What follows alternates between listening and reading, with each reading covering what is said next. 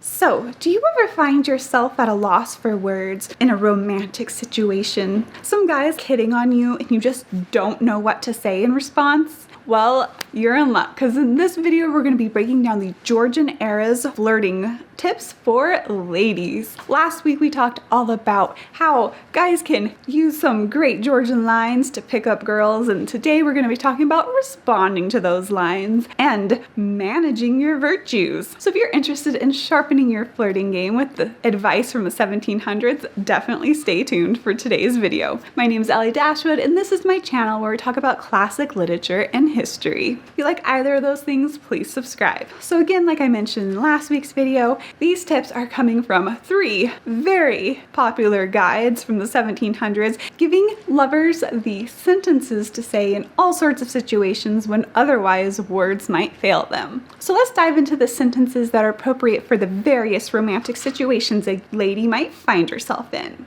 So ladies, how do you hit on the guys? Well, first of all, in the Georgian era, you clearly have to wait for him to start hitting on you. But then once he does, how you respond is very important. So we need to start off with pickup line responses for ladies, right? So he's like giving you one of those lines about your beauty and stuff. So then how do you respond to it? The first method is, of course, to put yourself down. You could say, "Sir, I never had those ambitious thoughts. To think you could prefer so imperfect a creature as myself." So it's like, yeah, I never thought I was good enough for you, but thank you. So I mean, putting yourself down. Next up, you could compliment him with awkward metaphors. The more convoluted and awkward the metaphor is, clearly, the more romantic your feelings. You could say, "Sir, the enjoyment of your conversation is enough to transform a prison to a palace." Right? So like if you're in prison with him and he's talking to you, you're like,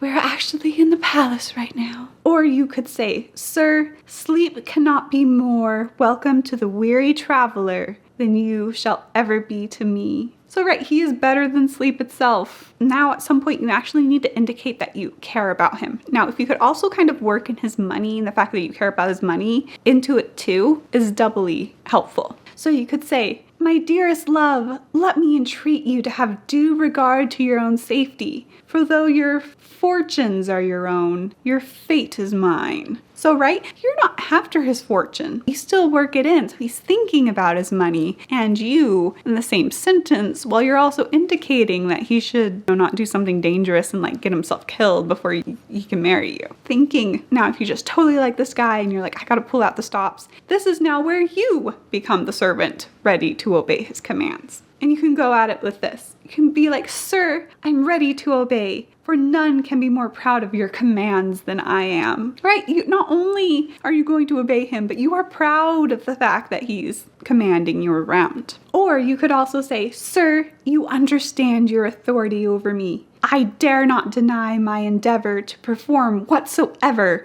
you shall please to command me." Make sure he feels like he's the king of his castle of romance that's happening here. Now, of course, because, you're a girl and you're just pretty much sitting there waiting for guys to hit on you, all types of guys might hit on you, including the players. Now, what do you respond to them? Because you don't want to encourage them. They're just players. They are the Wickhams and the Willoughbys of the universe. So what do you say? Here are a few lines that you can use to tell those guys exactly what they should do, which is leave you alone. So first up, you can just deny everything they're saying, right? They're coming at you with like, "You're the most beautiful angel ever." And you can just be like, "Your politeness, sir, is more conspicuous than your sincerity," right? Like you're polite, but I don't think you're really sincere. And I cannot imagine that I possess any of those charms which you are pleased to attribute to me, aka you're blowing things out of proportion. Stay over there. Your conversation does not transform prisons into palaces. Or when you really do have the dirt on them, you can just let them know it. You can say, "I have learned from unquestionable authority that you are already under engagements to Miss Johnson." This guy hitting on you is already engaged. I mean, the nerve. So then you're like, "I am amazed at your effrontery in addressing me on this subject." Right? Like, I mean, why is he hitting on you? He's engaged. "I am determined to see you no more. And if we may hereafter meet by accident, An unwillingness to attract observation only will prevent my immediately withdrawing. So basically, I don't want to see you anymore, but if we're in company and me getting up and leaving would make everyone look at me, then I'm going to stay, but I don't like it. There's some intense drama happening in the Georgian dating books. But now imagine there's been this guy, he had the great pickup line, so you responded with the great pickup line responses, and it's been going well, but then something came up. And it's just like, I can't see this guy anymore because he is of low moral character. Then what do you do? Well, here is an option. You could say, I now sincerely regret and must insist that you decline your visits. For your general character is too bad to admit or excuse. So like, there's no excusing this guy's bad behavior. And then you let him know what you think of him even more, and you say, you act from a confirmed habit of vice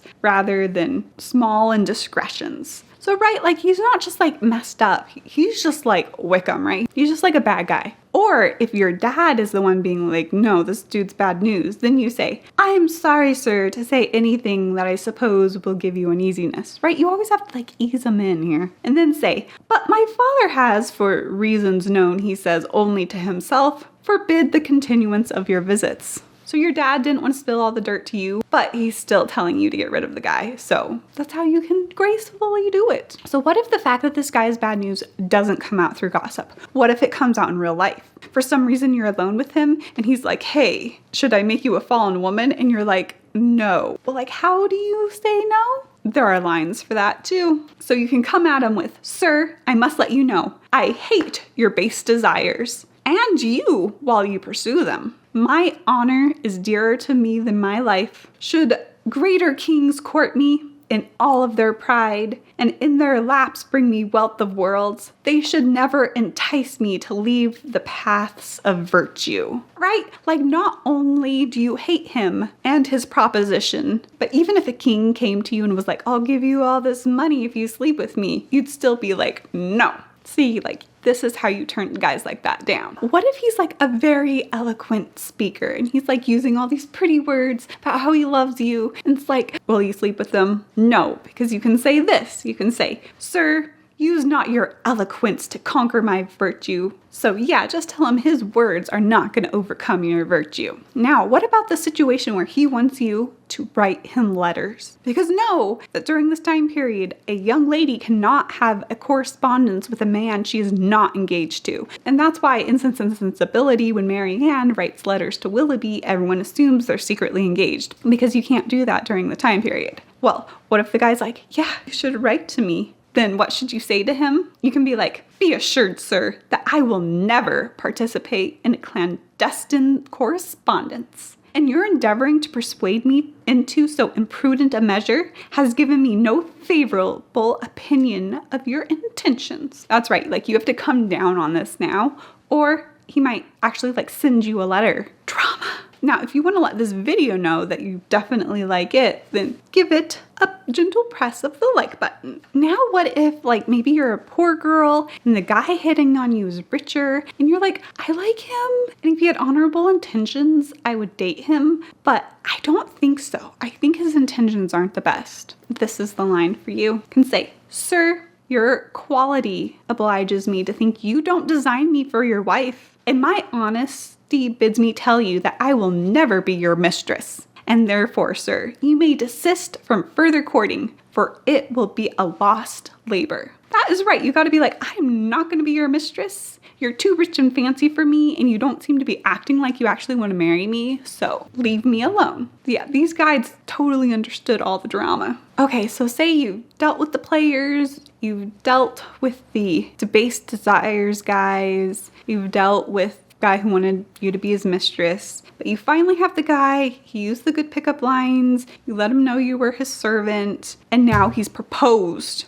right? Like proposals are happening. What do? You have to ask yourself, do I want to say yes? Do I want to say no? Or do I want to say maybe? Because maybe is definitely an option. So say you're like, I really like this guy, right? And you want to say yes, then should you just say, yes, I want to marry you? No, you should not. Because remember, you need to get your parents' and guardians' permission first, is what you should say. You should say, you talk like a man of honor and a gentleman, and therefore you have my consent to speak on the subject to my father. That is how you appropriately say yes. You can be like, you seem like a good gentleman. You can now ask my dad. Smart. Or if for some reason you're an orphan and you live with your aunt, you could say, I consent, sir, to receive your addresses on the condition that you obtain my aunt's concurrence. So it's like, I'll consent to this if my aunt consents. Tricky. So this is actually really important because if a young woman engaged herself to a man, it was almost seen as like this binding contract. And so a girl definitely needed to make sure she crossed all her T's and dotted all her I's before saying yes. Because if she said yes and her dad still came in and was like no, then it was seen as this breach of contract. So it was definitely important to get permission first if you were of a certain age, and obviously you weren't like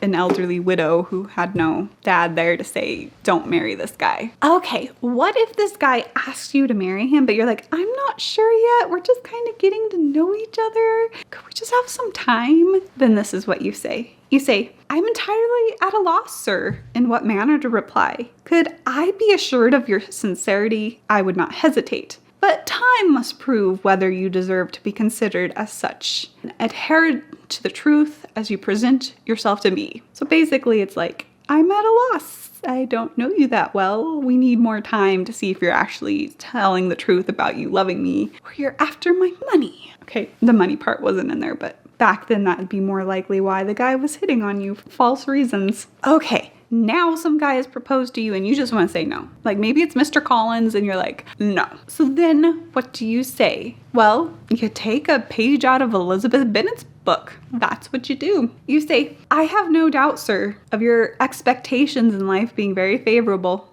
So like, acknowledge the fact that he's kind of rich, right?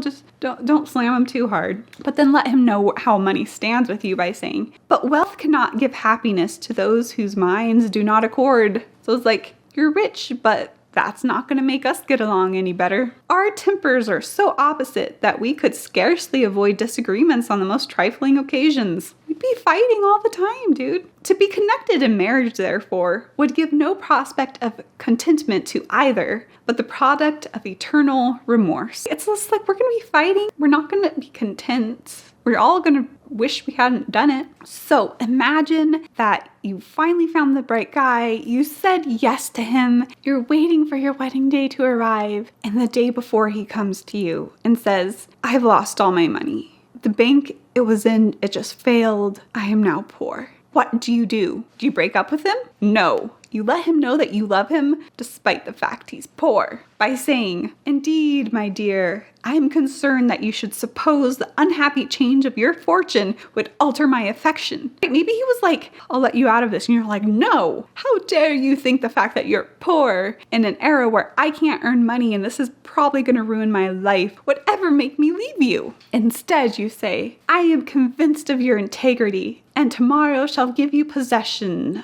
of your love. So you are not deterred from the fact that you went from the prospect of living at the same lifestyle you've been accustomed to now probably a life of drudgery. You're still gonna marry this guy because you love him, because he told you that your breath smells like your mother fed on roses while she was pregnant with you, and really, isn't any guy who uses that line worth marrying, no matter how poor he is? So that has been the flirting advice for ladies from the 1700s. Let me know in the comments below which of these lines is your favorite. My name is Ellie Dashwood, and this is my channel where I talk about classic literature and history. If you're interested in either of those things, please subscribe.